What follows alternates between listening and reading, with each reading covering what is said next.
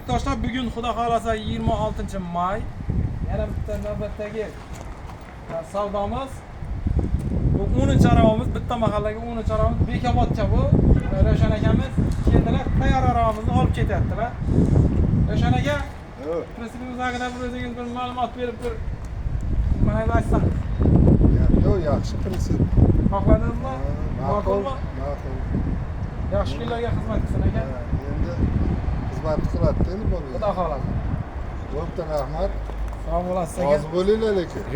Rozimiz. Ishimizga ham rozimiz, pulimizga ham olgan, mehnatimizga ham.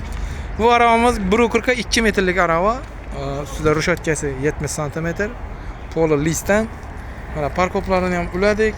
Tok montajlari hammasini chiroyli qilib, taxlab akamizga topshiryapmiz buni. Bilka hujjatlari bilan chiroyli qilib metallik svetda topshiryapmiz.